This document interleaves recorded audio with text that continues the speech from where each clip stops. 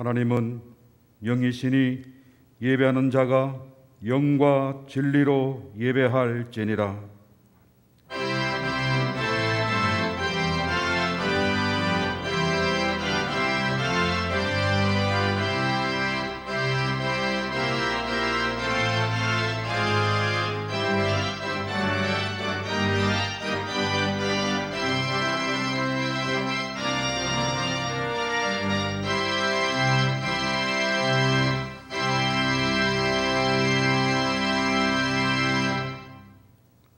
우리에게 향하신 여호와의 인자심이 크시고 여호와의 진실하심이 영원함이로다.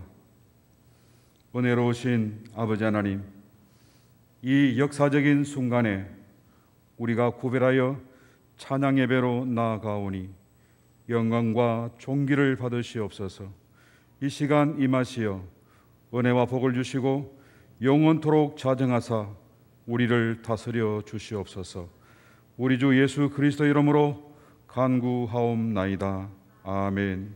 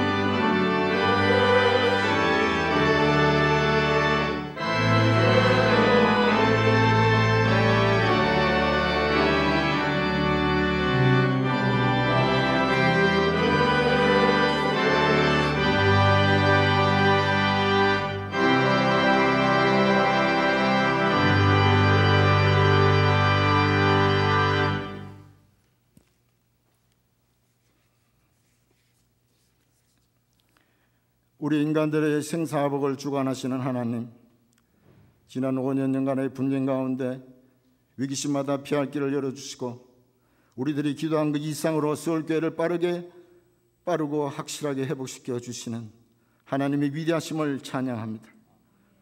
이 시간 가장 긴급하고 중요하고 영광스러운 예배로 다시금 하나님께 영광 돌리게 하심을 감사드립니다.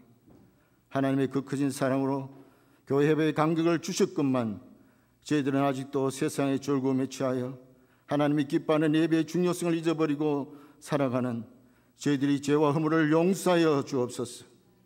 자비로우신 하나님 아버지, 지난 오랜 기간 동안 고난과 역경을 주셨지만 이제 그 고난과 역경을 통해 하나님께서 살아 역사하심을 다시 깨닫게 하시니 감사합니다. 오늘 찬양 예배 후에는 3대 담임 목사로 송달인 목사 청빙을 위한 특별 재직으로 모이게 하시고 하나님께서 서울교회를 어떻게 정상화시켜 하나님의 새 일을 감당하게 하시는지 목도하고 기대하게 하시니 그 사랑에 감사할 뿐입니다. 공의 하나님 아버지, 앞으로 남은 교회의 모든 송사건이 속히 정리되게 하시고 정결한 가운데 담임 목사를 청병할 수 있도록 성결의 은혜를 베풀어 주옵소서. 서울교회를 무너뜨리는 악한 세력들은 하나님의 방법으로 이제 소멸되게 하옵소서. 지난주에는 하나님의 은혜로 사법당국에서 서울교회 재정 비리가 없었음을 세상에 명명백백하게 밝혀주시고 하나님의 공의가 정의의 빛같이 드러나게 해주시니 감사합니다. 그러니까 이루 말할 수 없는 고통 가운데서도 하나님이 이 모든 진실을 밝혀주시라 믿으며 인내한 오준수 장로를 비롯 이종영 원로 목사, 로송승 장로, 서문숙 장로, 오강한 장로, 이한순 권사, 유태서 집사를 하나님이 위로하여 주시고 남은 생에도 하나님이 함께하는 복된 인생 되게 하옵소서. 하나님 아버지, 서울교회 정상을 위한 특별위원회 6개 소위원회가 조직되어 운영 중에 있습니다. 위원들 모두에게 성령 충만함을 주셔서 교회의 사명을 충성되게 감당하게 하옵소서. 새로운 담임 목사 청빙을 계기로 온 성도가 한마음 한뜻되게 하시어 천국 시민 양성, 만민에게 전도, 빈약한 자 구제를 힘있게 감당하여 하나님께 영광 돌리게 하시고 하나님의 뜻에 합당한 건강한 교회로 다시 세워 주옵소서. 하나님 아버지, 당회원들을 성령 충만하게 하시고 영권의 강건함과 통찰력을 다하여 주시어 주신 사명 끝까지 잘 감당하게 하시고 담임 목사 청빙과 중지자 성전을 위한 공동회의가 순죽하게 진행되어 하나님을 기쁘게 하는 거룩하고 합평한 서울교회 되게 하옵소서. 하나님 아버지, 교회의 영적 지도자이신 이종영 원로 목사의 영역을 강건케 하시어 주신 사명 끝까지 잘 감당하게 하시고 가정에도 하나님이 주시는 평안이 넘치게 하옵소서. 고난과 역경 가운데서도 각 교구와 각급 주일학교와 기관을 돌보며 하나님의 말씀으로 양육해 주신 교육자들과 교회의 어른이를 마다하지 않고 헌신해온 직원들, 어려운 환경 속에서도 학생들을 말씀으로 양육한 교사들, 오늘 또 해외에서 선교 사명을 감당하고 있는 선교사들을 성령 충만하게 하시어 하나님만이 주실 수 있는 기쁨과 감사가 넘치게 하옵소서. 오늘도 예배를 사모하지만 해외와 지방 거주로 군복무로 교회 분계로 서울교회를 떠난 우리의 믿음의 형제 자매들에게도 성령 충만을 주셔서 우리가 받은 이 기쁨과 감사를 누리게 하옵소서. 오늘도 마음은 원이로 돼 육신의 질병으로 교회에 나오지 못하고 병상에서 오직 하나님의 자비와 공의를 바라는 한우들을 하나님께서 치료해 주시고 세워주셔서 우리와 같은 예배의 기쁨과 감격을 누리게 하옵소서. 하나님 아버지, 대통령의 비례하는 위정자들의 정직의 영을 부어주셔서 하나님을 두려워하는 마음으로 국민 모두의 마음을 시원케 하는 화합과 상생의 정치를 펼 수 있도록 하나님께서 인도하여 주시고 국민들로부터 신뢰받는 위정자들이 되게 하여 주옵소서. 하나님이 정의와 공의가 강같이 하려는 대한민국 되게 하여 주옵소서. 코로나19가 하나님 은혜로 속히 소멸되어 교회의 모든 사역들이 다시 정상화되고 국민들의 일상도 회복시켜 주옵소서. 날마다 진정한 회개를 통해 한국 교회들 안에 거룩함을 회복시켜 주시고 신앙과 삶이 있지 않은 모범을 보이게 하옵소서. 사랑의 하나님, 북한의 핵이 조기에 폐기되게 하시고 팬데믹으로 인해 더 큰 고난을 겪고 있는 북한 주민들에게 예수 그리스도의 생명의 복음이 더 많이 전파되어 위로와 소망이 되게 하옵소서. 북한의 독재와 공산체제가 하루속히 무너져 보호받은 통일조국 앞당겨 주옵소서. 우리 한국교회와 성도들이 북한 동족의 아픔과 고통을 잊지 않고 늘 깨어 기도하게 하옵소서. 이제 말씀을 받겠습니다. 성령 하나님께서 강민전 목사를 붙들어 주시어 오직 하나님 말씀만 증거되게 하시고 우리 모두가 하나님의 말씀에 따라 신행일지의 삶을 살아가는 참 그리스도인이 되게 하옵소서. 베들레헴 찬양대의 찬양을 깊게 받아주시고 호비에 살아있는 한 하나님을 찬양하는 우리 모두의 삶이 되게 하여 주옵소서. 서울교회를 온전히 회복시켜 주실 우리 주 예수 그리스도의 이름으로 기도드립니다. 아멘.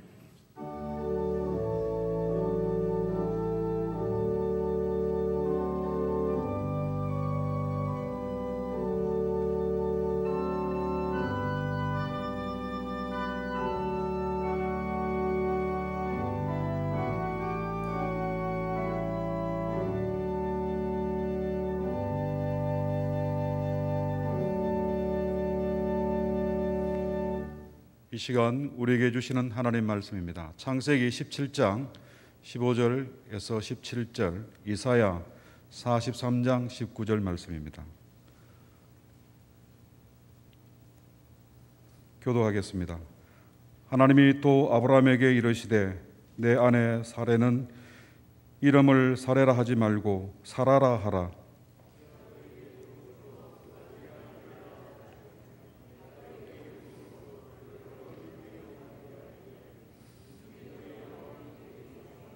함께합니다.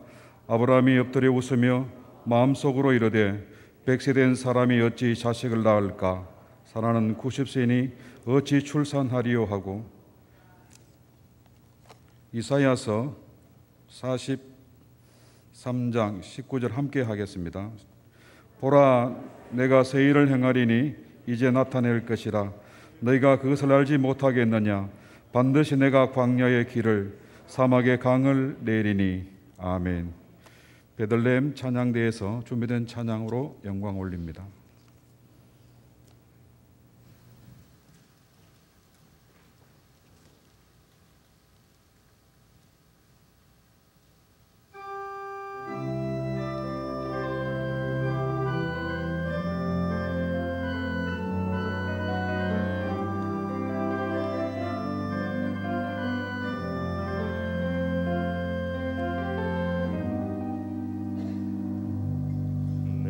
걷는 이 길이 굽어도는 수가 있어도 내 심장이 울렁이고 가슴 아파도 내 마음 속으로 여전히 기뻐하는 까닭은 하나님은 실수하지 않으심일세.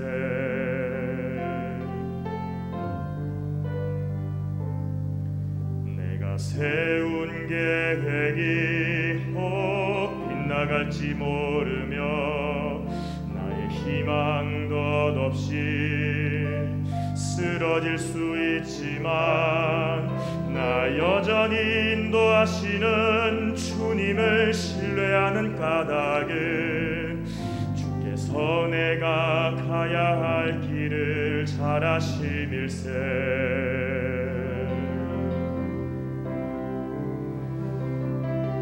어두운 밤 어둠이 깊어 날이 다시는 밝지 않을 것 같아 보여도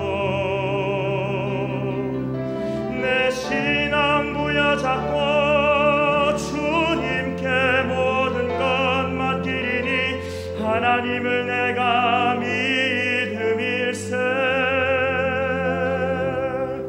지금은 내가 볼 수 없는 건 너무 많아서 너무 멀리 가물가물 아른거려도 운명이여 오라. 나 두려워 아니하리. 만사를 주님께 내어 맡기리.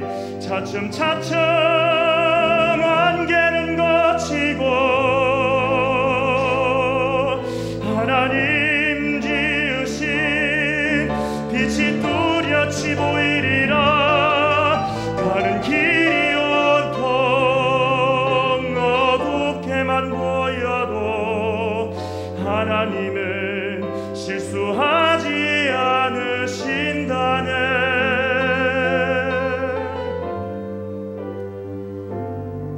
지금은 내가 알 수 없는 건 너무 많아서 너무 멀리 가물가물 아른거려도 운명이여 오라. 나 두려워 아니하리.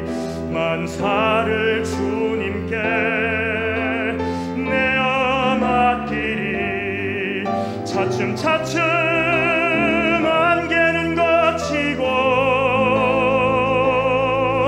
하나님 지으신 빛이 뚜렷이 보이리라.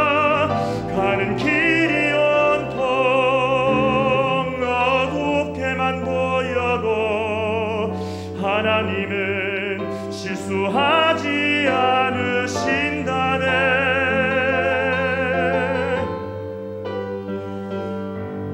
가는 길이 온통 어둡게만 보여도 하나님은 실수하지 않으신다네.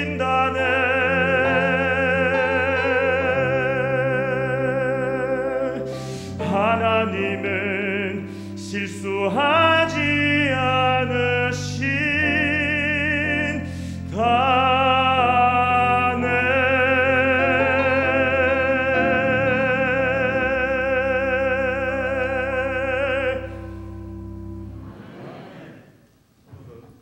오늘은 지난 3월 강남노예에서 우리 교회 임시당회장으로 파송되어 수고하고 계시는 서초교회 담임 목사님이신 강희창 목사님께서 말씀을 전가하시겠습니다. 강희창 목사님은 예배 후에 있을 담임 목사 청빙을 위한 재직회도 함께 인도하시겠습니다. 말씀 전가하실 때 많은 은혜가 되시길 소원합니다.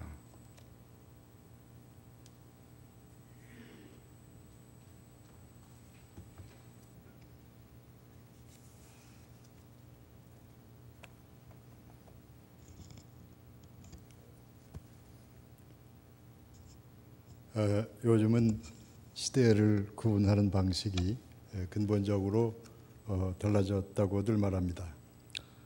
코로나 이전과 이후에 사람들의 삶이나 사고방식이 어떻게 달라졌는지 그런 방식으로 시대 구분을 새롭게 하려는 것이 요즘의 전반적 추세입니다. 코로나가 세상을 장악하면서 우리가 함께 모이는 일도 어려워졌습니다. 전염병이 교회를 꼼짝 못하게 만드는 그런 상황이 만들어진 셈입니다. 근데 교회도 본래는 전염병과 같은 존재였습니다.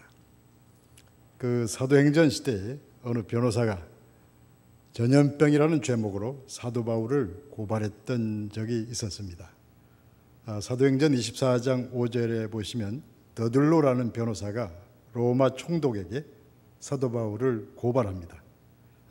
우리가 보니 이 사람은 전염병 같은 자라. 이 사람은 전염병과 같은 사람이라고 하면서 사도 바울을 고발한 겁니다.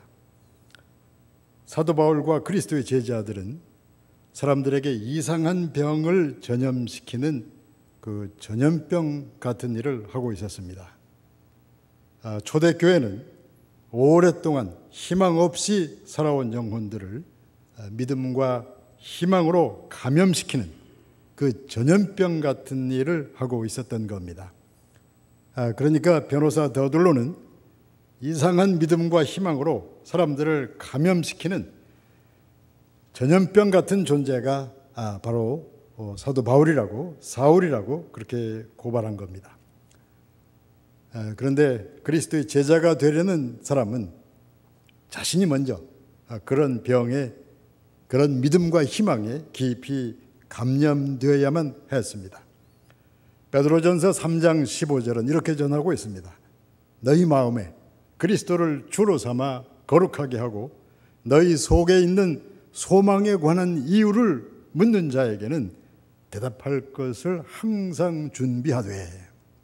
왜 우리는 믿음과 희망이라는 전염병을 당신들에게 감염시키려고 하는지, 그 소망에 대하여 누군가가 질문을 해오면 언제든 대답할 수 있도록 항상 준비하고 있으라는 그런 말씀입니다.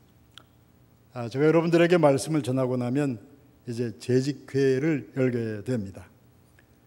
앞으로 열리는 재직회나 공동회는 여러분들의 새로운 미래와 희망에 관련된 모임들이 될 겁니다. 근데 오랫동안 여러분들을 어렵게 만들어온 그 어두움은 만만치 않습니다. 그렇지만 어떻게든 다시 일어서야 하고 다시 문을 열어가야만 합니다.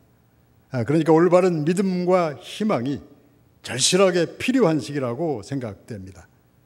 그래서 이 시간에 성서적인 희망에 대한 말씀을 전하려고 합니다. 그 사람의 생각은 닫혀 있다고 말할 때가 있습니다. 이 시대의 미래는 닫혀 있다. 그렇게 말할 때도 있습니다.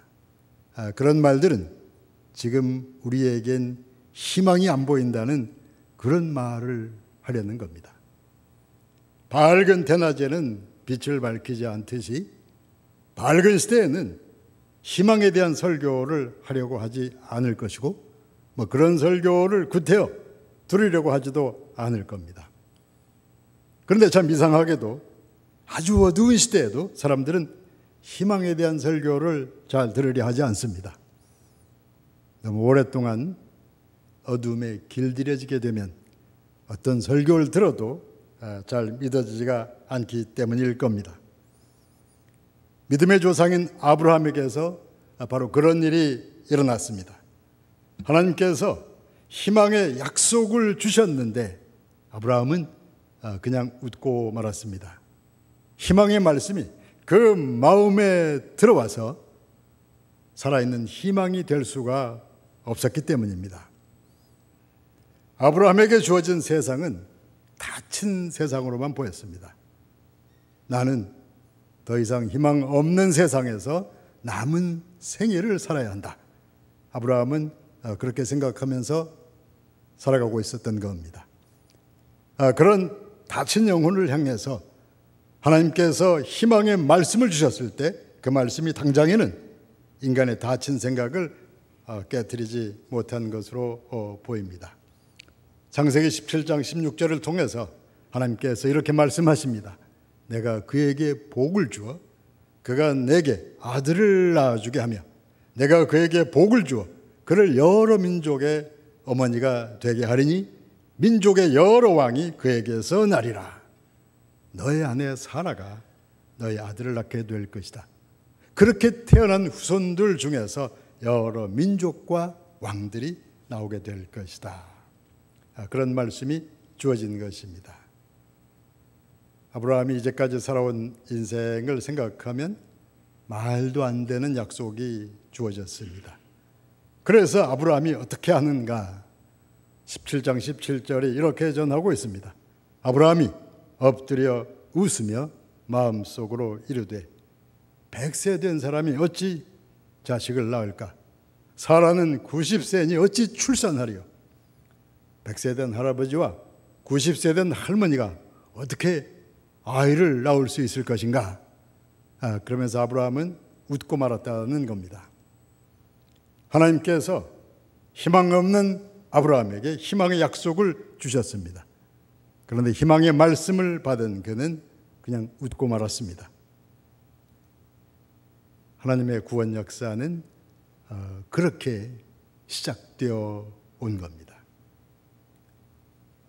오래된 어려움 이후에 미래를 새롭게 열어가려는 여러분들의 모든 일들이 그 비슷하게 보일 수도 있습니다. 우리가 다시 새롭게 일어설 수 있겠는가? 희망과 용기보다는 좌절과 염려가 더 크게 익숙해 보일 수도 있습니다. 그런데 하나님의 구원 역사는, 성경에 나타난 희망의 역사는 언제나 그렇게 시작되어 왔다는 사실을 믿으시기를 바랍니다. 이제까지 살아온 인생 경험의 근거에서 판단할 때 우리에겐 이제 희망이 없다, 그런 생각을 넘어서지 못하면 우리의 생각은 닫혀 있는 게 됩니다. 그런 닫힌 생각으로 미래를 바라보면 새로운 일을 기대하기는 어렵습니다. 우리 생각은 닫힌 것이 되고 우리가 살아갈 앞으로의 세상은 닫힌 세상이 되고 마는 겁니다. 그렇게 생각이 닫힌 사람은 세상의 경험적인 흐름에 적응하려고 애쓰게 됩니다. 이제까지 일어났던 일들과 다른 새로운 일은 일어나지 않을 것이라 생각하면서 이제까지의 흐름을 파악하는 일에만 매진하게 되는 겁니다. 그런 사고방식을 지닌 사람은 과거와 경험의 지배를 벗어나려고 하지 않습니다. 인생과 역사의 사건들을 경험적으로, 논리적으로 판단하면서 그 흐름의 지배를 받는 게 당연하다고 주장하게 되는 겁니다. 그런 방식으로 생각하고 판단해서 결론을 내린다면 아브라함이 희망의 말씀을 듣고서도 웃고 말았다는 그 일은 아주 당연한 일이었을 겁니다. 그런데 희망의 말씀을 듣고도 믿을 수 없었던 그 아브라함과 함께 하나님의 구원 역사가 본격적으로 시작된다는 것이 성경적인 가르침입니다. 인간과 세상 경험에 깊이 길들여진 인간이 희망의 말씀을 받아들이지 하지 않았다는 거기서부터 하나님의 희망의 역사가 구체적으로 시작된 것이란 말씀입니다. 인간들의 경험과는 전혀 다른 약속의 말씀을 주시면서부터 하나님께서 구원 역사의 문을 여셨습니다. 바로 거기서부터 성경적인 희망이 세상을 향해서 흘러나오기 시작한 겁니다. 인생과 역사와 경험과 통계에 따르면 100세 된 할머니와 90세 된 할머니 사이에서 아이가 태어날 수는 없습니다. 그런데 하나님께서는 인간들의 경험에 모순되는 약속의 말씀을 주시면서 하나님의 구원과 희망이 이 세상에 드러나게 하셨습니다. 그러니까 하나님의 말씀이 말씀답게 들려올 그때는 인간들의 경험에 철저히 모순되는 말씀이 강단에서 선포될 때입니다.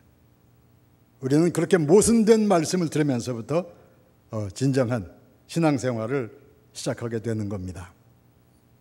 말씀의 검이 경험의 방패를 뚫고서 우리 마음 깊숙이 들어오면서부터 신앙인다운 우리의 신앙생활이 시작된다는 말씀입니다. 말씀의 검이 경험의 방패를 뚫고 우리 마음으로 들어올 때는 신앙과 어떤 기적의 체험이 주어지게 됩니다. 젊은 시절에 저는 진화론이나 분자유전 그런 과학을 공부하는 과학도였습니다.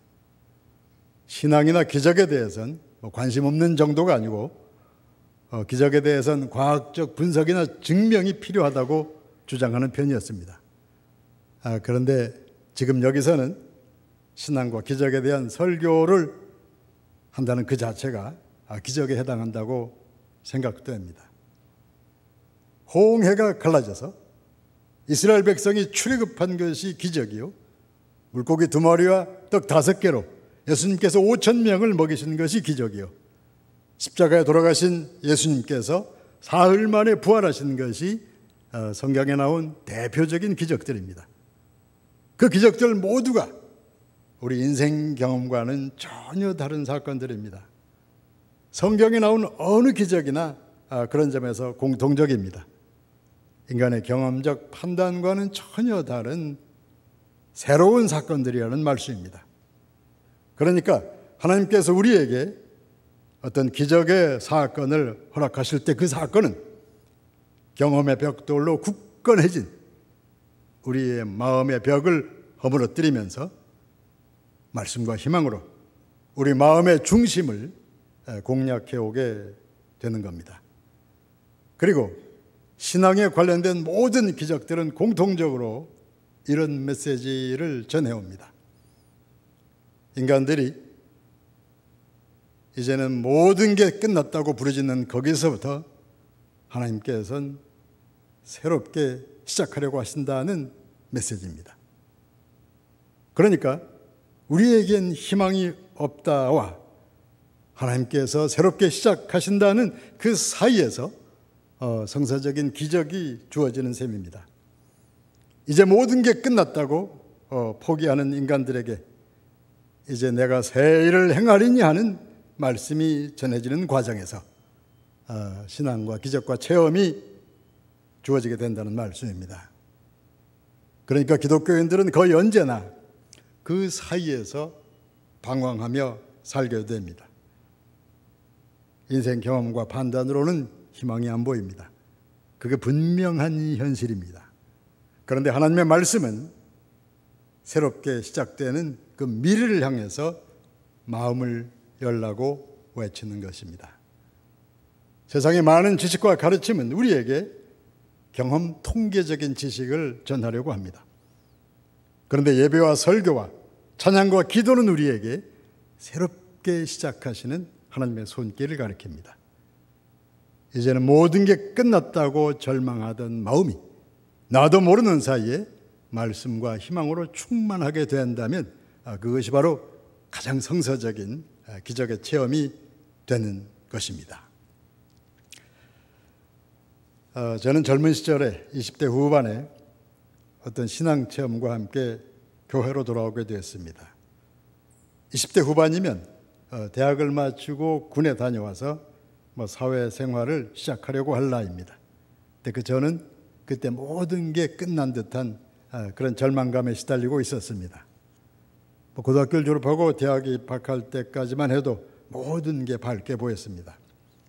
대학 1학년 때 저희 집이 경제적으로 파산을 하면서 그리고 한 10여 년을 방황하는 동안에 저는 모든 가능성을 잃어버린 듯 했습니다.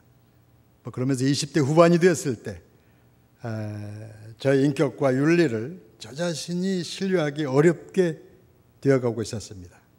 저의 인생은 다 끝난 듯한 지경에 이르게 된 겁니다. 그 무렵에 하나님께서는 저와 함께 새롭게 시작하려고 하셨습니다. 그런 시기에 놀라운 신앙과 체험이 저에게 주어졌던 겁니다. 그래서 저는 경험, 통계, 판단대로가 아니라 하나님의 그 희망의 말씀대로 새롭게 시작하게 됐습니다. 그래서 결국 이렇게 된 것이고 오늘 이 자리에서 그 새로운 시작에 대한 말씀을 전하게 된 겁니다. 최근에 우리나라 교회들을 보면 참 답답합니다. 그런 점은 여러분들께서도 마찬가지일 것입니다. 정치나 경제나 사회 사상이나 교회나 모든 게 엉망이 된 게 아닌가. 교회는, 목회자들은, 우리는, 그리고 나는 어떻게 다시 새롭게 될 수 있겠는가. 하나님의 말씀을 들은 아브라함이 웃고 말았다는 그 말씀처럼 저도 혼자서 웃을 때가 있었습니다. 근데 말씀을 들은 인간이 웃었던 그때부터 하나님께서 구원의 역사를 새롭게 시작하셨다는 것이 성경이 전하는 희망의 메시지인 것입니다. 이사야 43장 19절을 통해서 하나님께서 이렇게 말씀하십니다. 보라, 내가 새 일을 행하리니 어디를 둘러봐도 도무지 길이 안 보이는 광야에 이제 내가 새 길을 낼 것이요 새 일을 행할 것이다. 어디를 둘러봐도 온통 메마른 어두운 이 시대인데 하나님께서 이 시대의 광야 사막 한가운데로 생수의 강이 흐르게 할 것이다. 하나님께서 이 시간 여러분들에게 그런 말씀을 주시려고 하는 것입니다. 내 말씀을 들어도 우리는 마음 깊이 받아들이기가 어렵습니다. 인생 경험에 근거해서 생각하면, 최근에 교회적 경험에 근거해서 생각하면 허탈하면 웃음만 나올지도 모릅니다. 그런데 믿음의 조상 아브라함도 그렇게 웃고 말았다는 점과 그런 아브라함과 함께 하나님의 구원 역사가 새롭게 시작된다는 사실을 믿으시길 바랍니다. 인간 경험의 허탈한 웃음과 하나님의 새로운 시작 사이에서 그때의 아브라함이나 현재 우리가 살아간다는 사실을 명심하시길 바랍니다. 절망의 끝인 십자가를 넘어서 부활의 아침을 맞이한 예수 그리스도께서 하나님의 새로운 시작을 가리킨다는 것이 기독교 복음의 중심이고 핵심이 됩니다. 희망의 말씀을 듣고도 믿기가 어려운 우리를 아주 잘 아시는 하나님께서 이런 우리를 도구와 일꾼 삼아서 새로운 미래를 펼치시기를 예수 그리스도 이름으로 축원합니다. 기도하겠습니다.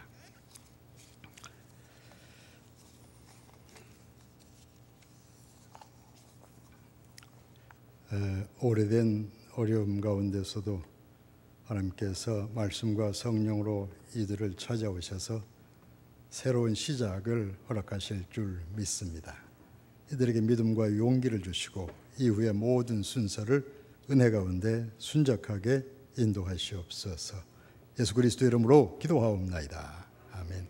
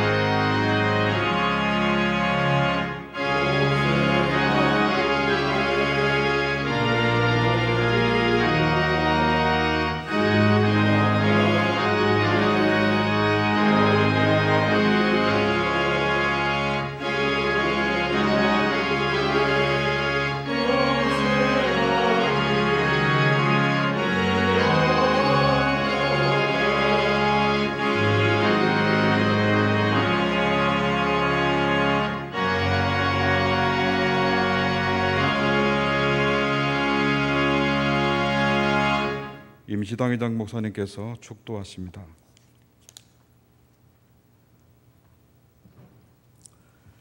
이제는 우리 주 예수 그리스도의 은혜와 하나님의 사랑과 성령의 교통하심이 오래된 어려움 속에서도 하나님의 새로운 시작을 바라보며 믿음과 소망을 품고 앞으로 나아가는 하나님의 백성들 모두의 머리 위에 이제부터 영원까지 함께 하옵시기를 간절히 축원하옵나이다. 아멘.